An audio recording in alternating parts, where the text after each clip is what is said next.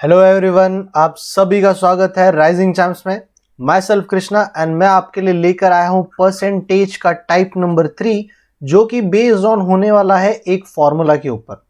Percentage topic में ये इकलौता टाइप है जिसमें हम लोग एक फॉर्मूला यूज करने वाले, और ये फॉर्मूला सिर्फ एक पर्टिकुलर टाइप ऑफ क्वेश्चन के लिए नहीं यूज होता, बहुत सारे वेरिएंट ऑफ क्वेश्चन के लिए। और यहां तक कि हम लोगों ने ये फॉर्मूला जो है प्रॉफिट एंड लॉस में भी देखा हुआ है। और इस फॉर्मूला को थोड़ा सा यूज करने के 2-3 वेराइटी है, वो आज हम लोग जो है देखने वाले। बट लेक्चर स्टार्ट करने के पहले अगर आपको लेक्चर के रिगार्डिंग कोई भी डाउट हो तो नीचे दिए गए नंबर पे आप हमें मैसेज या कांटेक्ट कर सकते हैं, या फिर हम लोग की जो ऑनलाइन बैचेस है जहां पर सारे एग्जाम्स के प्री मेंस लेवल के क्वेश्चन सॉल्व किए जाते हैं, अगर आपको वो ज्वाइन करना है तो वो भी आप ज्वाइन कर सकते हैं। सो आइए स्टार्ट करते हैं हम लोग फॉर्मूला वाला जो कॉन्सेप्ट है वो। ये जो फॉर्मूला है यहाँ पर हम लोग ने ये फॉर्मूला इस तरीके से पहले देखा हुआ है। अगर आपने प्रॉफिट एंड लॉस का जो टॉपिक है, जो कंटेंट है, वीडियोस है, अगर वो आपने देखा होगा तो ये एक फॉर्मूला जो है हम लोग वहां पर लिखते हैं। ये फॉर्मूला अगर मैं उस लैंग्वेज में उस टॉपिक के हिसाब से बताऊं तो वहां पे कुछ कंडीशंस होते थे, जैसे एसपी जो होता था वो आपका सेम होना जरूरी रहता था दो चीजों का, और जो परसेंटेज प्रॉफिट और लॉस का होता था वो आपका सेम होना जरूरी होता था। मतलब अगर 20% प्रॉफिट है तो 20% लॉस होना चाहिए था दो सेलिंग प्राइस के ऊपर, जिसका सेलिंग प्राइस जो है सेम है। ये कंडीशन वहां पे लगती थी जब हम लोग प्रॉफिट एंड लॉस करते थे। बट अब जब हम लोग ये फॉर्मूला यहाँ पे अप्लाई करने वाले परसेंटेज में, तो परसेंटेज में ये फॉर्मूला कब अप्लाई होता है, पहली बात तो मैं उसका आपको कंडीशन समझा देता हूँ। फॉर एग्जाम्पल, जैसे एक ही चीज के ऊपर, एक ही नंबर के ऊपर अगर मैं दो बार कंटिन्यू परसेंटेज अप्लाई करूं, फॉर एग्जांपल जैसे मैं अगर बोल रहा हूं कि आपका जो सैलरी है वो 10% से इंक्रीज हो गया, और फिर जो अब मैंने आपका सैलरी है फिर से 20% से इंक्रीज कर दिया, तो देखो मैंने एक ही नंबर के ऊपर दो बार यहाँ पे कंटिन्यू चेन में परसेंटेज लगाया। तो अगर मैं इसको नॉर्मल वे से सॉल्व करूं कि परसेंटेज काफी सिंपल है, तो आप बोलोगे 100 का 10% होता है 110, और 110 का 20% होता है 22, मतलब this will become 132, and the total change is 32% of increment in these two changes. दो चेंज के अंदर आपका जो ओवरऑल इंक्रीमेंट है वो दैट विल बिकम 32%। बट अगर मैं इसको अगर फॉर्मूला में लगा के दिखाता आपको, अगर मैं यही सेम चीज आपको यहाँ पे फॉर्मूला में अगर मैंने अप्लाई किया होता तो किस तरीके से आता, जैसा पहला वाला जो x है उसको मैं फर्स्ट परसेंटेज बोल देता, और जो सेकेंड वाला जो y है उसको मैं सेकेंड परसेंटेज बोल देता, और फिर इसको फॉर्मूला को मैं इस तरीके से अप्लाई करता, और आंसर क्या आता, 10 20 दैट विल बिकम 30, एंड 0 0 ये 0 और ये 0 cut, and 10 2 1 2 this will become 32%। तो 32% का आपको इंक्रीमेंट मिलता। या फिर ये फॉर्मूला हम लोग के 2D वाले डायग्राम में और यहाँ तक कि 3D वाले डायग्राम में भी यूज होता है। 2D डायग्राम आप सारे जानते हो, रेक्टेंगल हो गया, स्क्वायर हो गया, सर्कल हो गया, और 3D इमेजेस यानी कि क्यूब हो गया, कोन हो गया, सिलेंडर हो गया, उस टाइप के क्वेश्चंस में ये फॉर्मूला जो है आपका अप्लाई होता है। ठीक है, सो अब क्वेश्चन के ऊपर आते हैं, फॉर्मूला जरा देखते हैं कि क्वेश्चंस किस तरीके से हैं और कितने वेराइटी है इस क्वेश्चन में। तो सबसे पहले तो देखो क्वेश्चन क्या दिया, man income is first increase by 10%, एकदम एग्जैक्टली वही नंबर्स जो मैंने अभी अभी कहे, और आई थिंक मैंने ये चीज आपको पहले ही समझा दी कि x आपका जो है रहेगा वो 10% रहेगा फर्स्ट परसेंटेज, एंड y जो है आपका रहेगा वो सेकेंड परसेंटेज रहेगा। और यहाँ पर मैं अगर ये दोनों का अप्लाई कर दूं तो इन दोनों का जो आंसर है वो 30 + 2 यानी कि 32% का आपका इंक्रीमेंट होगा। और यहाँ तक कि मैंने आपको इस तरीके से भी, ये नॉर्मल वे से भी आपको करके बताया कि करके आपका ये एक्चुअल चेंज कैसा होता है। सो आई थिंक फर्स्ट क्वेश्चन तो ठीक है। मैं सेकेंड क्वेश्चन की तरफ बढ़ता हूँ कि यहाँ पर आपको क्या दिया कि मोहन का डिक्रीज हुआ है expense by 15% and later on decreases by 5%। अब देखो ये थोड़ा सा अलग क्यों है, क्योंकि यहाँ पर x की जो परसेंटेज है मैं 15 नहीं बोल सकता, मैं यहाँ पे -15 बोलूंगा, और y का भी जो है वो -5% बोलूंगा। क्यों? क्योंकि दोनों भी डिक्रीज हो रहा है। अगर डिक्रीज हो रहा है तो आपको दोनों की दोनों परसेंटेज को माइनस में लिखना है। जैसे कि हम लोग अगर प्रॉफिट लिखते हैं तो प्लस में लिखते हैं, लॉस लिखते हैं तो माइनस में लिखते हैं, वैसे ही अगर आपका इंक्रीमेंट हो रहा है तो प्लस लिखोगे, डिक्रीमेंट हो रहा है तो आप माइनस लिखोगे। सो फॉर्मूला अगर मैं अप्लाई करूं -15 -5, इसको मैं बहुत सिस्टमैटिकली लिख दे रहा हूं ताकि कोई भी बच्चों को कुछ भी तरीके से कंफ्यूजन ना हो। कुछ इस तरीके से फॉर्मूला आपको दिखेगा, minus minus will become plus, तो ये आपका माइनस माइनस प्लस हो जाएगा, दैट बट साइन तो आपकी माइनस की ही होगी। या फिर मैं अगर एक स्टेप प्रॉपरली लिखना चाहूँ तो -15 -5 माइनस माइनस जो हो जाएगा प्लस हो जाएगा, तो ये 15 और 5 आपका रहेगा आपका 100। ओके, बीच में मल्टीप्लीकेशन है इसलिए माइनस माइनस प्लस हो गया। So this will become -20 and 15 5 होता है 75 एंड 0 100 से डिवाइड कर दूंगा तो 75 0.75 आएगा। So this will become -19.25% and minus का मतलब क्या है? माइनस का मतलब है कि 19.25% का आपको डिक्रीमेंट हुआ है, डिक्रीज हुई वैल्यू, ठीक है ना, डिक्रीज हुई है आपका 19.25% का, ठीक है। तो जब भी आपका फॉर्मूला में आप वैल्यू लिख रहे हो तो बी केयरफुल कि आप छोटी छोटी गलतियां तो वहां पर नहीं कर रहे हो। प्लस लिखना था तो आप कहीं से गलती से माइनस तो नहीं लिख रहे हो, तो छोटी छोटी बातों का आपको जो है ध्यान रखना पड़ता है। अभी देखो नॉर्मल क्वेश्चंस तो ठीक है, अब यही फॉर्मूला अब मैं यहां पर थर्ड क्वेश्चन में एक 2D इमेज में आपको समझाने की कोशिश करता हूं, ठीक है। अभी एक रेक्टेंगल में 2 डायमेंशंस होते हैं, एक रेक्टेंगल के अंदर 2 डायमेंशन होता है, एक होता है आपका लेंथ, एक होता है आपका ब्रेथ, ठीक है, 2 डायमेंशन, इसीलिए हम लोग इसको 2D बोलते हैं। अगर आपका लेंथ जो है वो 5% से बढ़ जा रहा है, लेंथ आपका 5% से बढ़ जा रहा है और ब्रेथ आपका 10% से इंक्रीज हो जा रहा है, तो वो पूछ रहे कि एरिया में कितना चेंज आएगा। अब देखो मैंने आपको ये फॉर्मूला समझाते टाइम पे क्या बताया कि एक ही वैल्यू के ऊपर जब 2 कंटिन्यू चेन में आपका फॉर्मूला मतलब परसेंटेज अप्लाई होता है, तब आप बोलते हो कि करके ये फाइनली जो चेंज आता है वो आप इस फॉर्मूला के थ्रू जो है, इस फॉर्मूला के थ्रू आप इजीली बता सकते हो। बट यहाँ पर तो सर 2 अलग अलग चीज़ों के ऊपर जो है परसेंटेज अप्लाई हो रहा है, एक लेंथ के ऊपर एक ब्रेथ के ऊपर, तो ये फॉर्मूला इसमें कैसे अप्लाई होगा? सो अगर मैं देखो एरिया की बात करूँ ना, तो एरिया दोनों अलग अलग, मतलब एरिया में लेंथ और ब्रेथ दोनों एक ही माना जाता है, मतलब लेंथ और ब्रेथ को कंबाइन करके आप एरिया जो है निकालते हो। तो अगर लेंथ में कुछ भी चेंज हुआ, फॉर एग्जांपल मान लो लेंथ आपका 10 था, ब्रेथ आपका 10 था, तो एरिया जो रेक्टेंगल है तो रेक्टेंगल का साइड सेम नहीं होता, बट स्टिल मैं चलो बोल दे रहा है, एज्यूम कर लो, तो एरिया इसका कितना आ जाता है? 100 आ जाता है। बट बोल रहे हो ना कि 5% से बढ़ गया है, 5% का मतलब होता है 10.5 और 10% का मतलब होता है 11, तो ओवरऑल ये कितना बढ़ जाएगा आपका 11, ये कितना हो जाएगा 5 5 1 और 1, तो ये लगभग आ जाएगा इतना 115.5। और इसको अगर मैं फॉर्मूला में अप्लाई कर दूं, जैसे कि 5 इंटू 10 नहीं, 5 plus 10 plus 5 into 10 upon 100, 10 upon 100, सो ये 5 प्लस 5 15 हो जाएगा एंड 0 0 कैंसिल और ये आ जाएगा 0.5, सो ये आ जाएगा आपका 15.5, जो कि आपको यहाँ पर भी नजर आ रहा है कि मेरा आंसर देखो वही आया। सो यहाँ पर अगर आपका रेक्टेंगल मतलब कोई भी एक ऐसी इमेज की ऐसी वैल्यू पूछी जा रही है जहां पर वो दोनों भी डायमेंशंस यूज होते हैं, तो आपका ये फॉर्मूला जो है इजीली आप अप्लाई कर सकते हो। इस तरीके से करने की आपको जरूरत नहीं, ये फॉर्मूला सिंपल आप अप्लाई कर दोगे, आपको इजीली जो है आंसर मिल जाएगा, ठीक है। आई होप कि करके आपको चीजें बहुत इजीली समझ में आ रही होगी कि मैं ये फॉर्मूला कहाँ कहाँ पर अप्लाई हो सकता है, वो सारी आपको वेराइटीज जो है यहाँ पे बताने की कोशिश कर रहा हूँ, ठीक है। अभी इसी से रिलेटेड एक और क्वेश्चन ले, देखो मैंने सारे क्वेश्चंस में बहुत ज़्यादा वेरिएशन दिया है आपको, सो आप सारे क्वेश्चंस को बी केयरफुल, सारे क्वेश्चंस पे थोड़ा सा फोकस रखना, सारे क्वेश्चन एग्जैक्टली सेम नहीं है। सो यहाँ पर क्या है, देखो radius of a circle reduce हो रहा है 5% से, तो उसके एरिया में क्या फर्क आएगा? अब देखो मैं आपको बोल रहा हूँ कि ये एक फॉर्मूला है, फॉर्मूला में आपके 2 डायमेंशंस है, एक x है और एक y है, और सर्कल में आपका जो रेड्यूस हो रहा है वो रेडियस है, वो भी एक ही वैल्यू, रेडियस मतलब एक ही वैल्यू हो गई ना आपकी, तो x और y 2 वैल्यू है, और यहाँ पर उन्होंने कहा है कि रेडियस को आप यहाँ पे रेड्यूस कर रहे हो, रेड्यूस कर रहे हो मतलब -5% कर रहे हो, तो सर मैं एक टाइम पे x दे दूंगा बट y कैसे दूंगा मैं, क्योंकि आपको तो 2 वेरिएबल चाहिए यहाँ पे और रेडियस एक ही वेरिएबल, तो कैसे करूंगा मैं? सो देखो अगर मैंने आपको पूछा कि एरिया, सर्कल ऑफ एरिया का फॉर्मूला क्या है, तो अगर आप जानते रहोगे तो आप बोलोगे कि पाई आर स्क्वायर।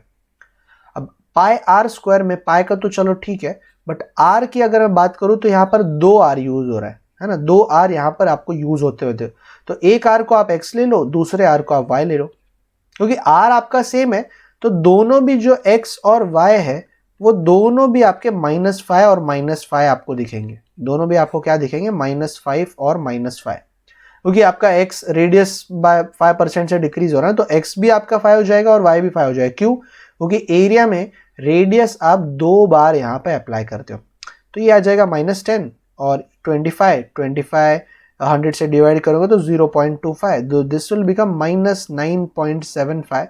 और इसका अगर मैं फाइनल आंसर की बात करूं तो 9.75 से आपका जो एरिया है वो डिक्रीज होते हुए आपको नजर आएगा। 9.25 सॉरी 9.25 होगा, यहाँ पे 75 नहीं होगा, ओके 75 होगा सॉरी।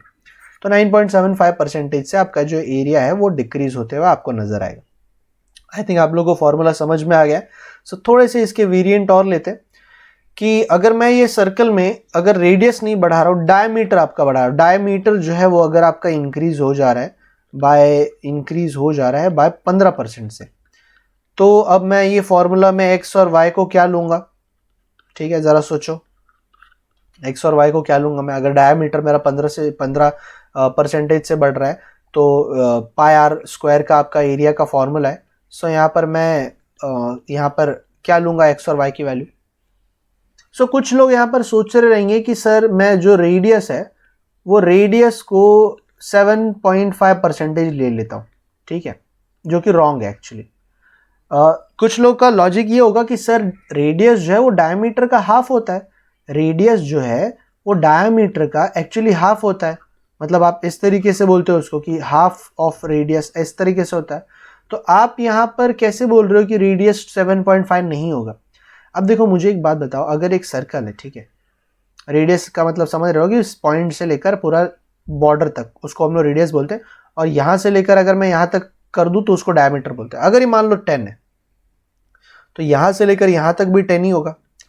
अगर मैं बोल रहा हूं कि करके रेडियस मेरा 10% से बढ़ रहा है, 10%, तो ये 11 हो जाना चाहिए, 11 हो जाना चाहिए, ये भी 11 हो जाना चाहिए, है ना।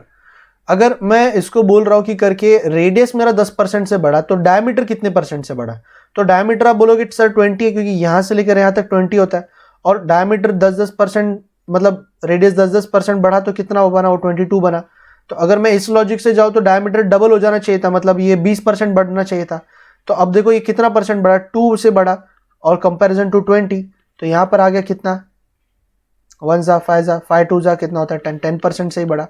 मतलब देखो जितना रेडियस में फर्क आते जाएगा उतना ही डायमीटर में फर्क आएगा, परसेंटेज भाई। अगर मैं वैल्यू की बात करूं तो वैल्यू में अलग हो जाता है, वैल्यू में रेडियस 1 से बढ़ रहा है तो डायमीटर 2 से बढ़ रहा है, क्योंकि डायमीटर पूरा यहां से लेकर यहां तक होता है। बट अगर मैं बात करूं इनके वैल्यूज की, मतलब परसेंटेज की, तो परसेंटेज दोनों सेम ही रहेगा। तो यहाँ पे 7.5 नहीं आएगा, यहाँ पे 15 ही आएगा।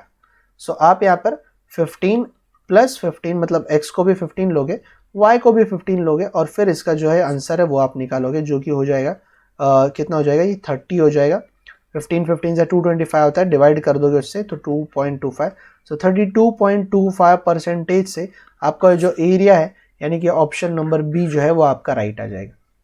आई होप सो कि करके आपको समझ में आया होगा कि छोटी छोटी चीज़ें जो है कभी कभी हम लोग क्लिक नहीं करते, या फिर हम लोग कुछ चीज़ें जानते हैं तो उसी चीज़ को हर जगह पे कंसीडर करते हुए फ्लो में बह जाते हैं कि रेडियस जो है डायमीटर का हाफ होता है, तो इसका भी जो रेडियस है वो हाफ कर देना चाहिए। बट परसेंटेज में ये चीज़ें नहीं होती। परसेंटेज में अगर रेडियस से ही आपका डायमीटर बनता है, तो रेडियस अगर 10% से बढ़ रहा है तो डायमीटर भी जो है वो 10% से ही बढ़ेगा, उससे ज़्यादा नहीं होगा वो, ठीक है। चलिए, तो आई थिंक थोड़ा सा और क्वेश्चंस लेते हैं, इसमें 3 क्वेश्चन और रहेंगे, थोड़े से अलग है। अब ये 6, 7, 8 जो है अब तीनों भी थोड़े से अलग है।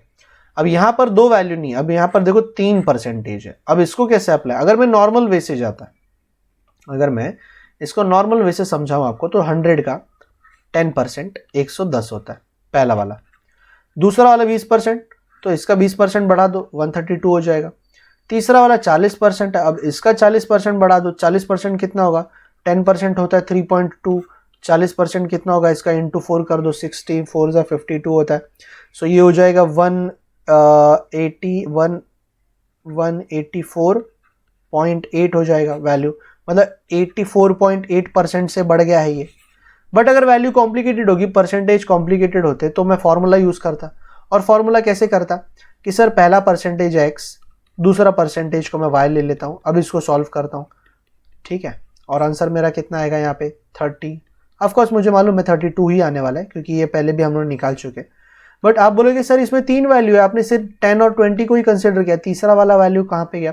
तो अब जो है तीसरे वाले वैल्यू का अब काम में आता है, क्योंकि अब इसके आंसर को आप x बोलोगे और जो एक वैल्यू बची है उसको आप y बोलते हुए मतलब y लेते हुए आप इसका आंसर जो है दोबारा निकालोगे।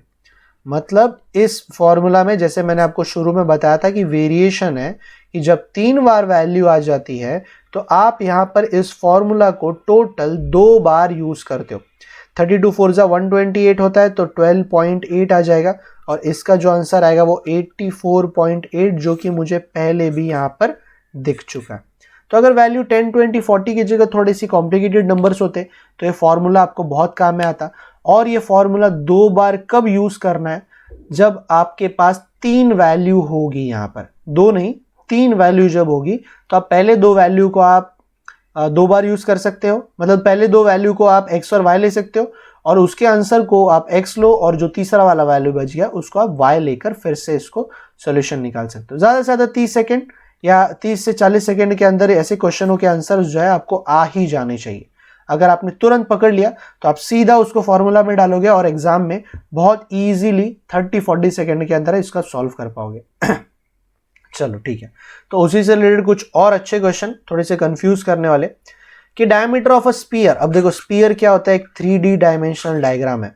स्फीयर यानी कि क्या? एक टाइप का सर्कल। सर्कल नहीं जैसे कि एक बॉल टाइप हो गया, ठीक है ना, क्योंकि बॉल आपका 3D डायमेंशन होता है। सर्कल की बात नहीं कर रहा हूं, बॉल की बात कर रहा हूं। तो उसका स्पीयर का जो डायमीटर है वो 10 से रिड्यूस 10% से रिड्यूस हो गया। अब देखो मैं बता रहा हूं कि -10 होगा क्योंकि रिड्यूस हुआ है। रेडियस भी जो है वो भी आपका -10 ही होगा क्योंकि ये मैंने ऑलरेडी आपको एक्सप्लेन कर दिया है, ठीक है।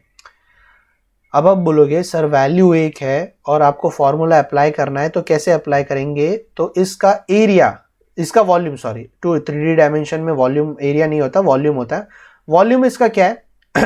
4/3 पाई आर क्यूब। अभी मैं 4/3 थोड़ा सा राइट है कि नहीं वो मुझे थोड़ा सा याद नहीं आ रहा है, बट पाई आर क्यूब आपका आंसर आएगा। पाई आर क्यूब, आर क्यूब इसलिए क्योंकि ये फॉर्मूला के अंदर 3 बार यूज हुआ है, 3 बार यूज हुआ है। इसका जो एक्चुअल फॉर्मूला है स्पीयर का 4/3 पाई आर क्यूब है, तो आर यहां पर 3 बार यूज हुआ है, जिसमें से आप पहले आर को आप मतलब एक्स लो, फिर वाई लो, फिर इन दोनों को आप एक्स लो इसके आंसर को और लास्ट वाले को वाई लो, मतलब -10 और इसको आप फिर से एक बार आंसर निकाल लो इसका, जो कि आपको वैल्यू कितनी मिलेगी? 19 मिलेगी, -19। और इसका जो आंसर है इसको आप x लो और जो फिर से -10 है उसको आप फिर से y लो और फिर से इसका आंसर जो है वो आप निकालने की कोशिश करो।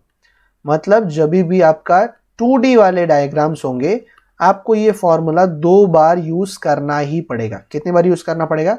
2 बार जो है वो आपको ये फॉर्मूला यूज करना ही पड़ेगा। और इसका आंसर आ जाएगा 27.1%, -27.1%, यानी कि 27.1% का डिक्रीमेंट हो रहा है या डिक्रीज हो रही है आपका वॉल्यूम जो है वो आपका डिक्रीज हो रहा है इतने से।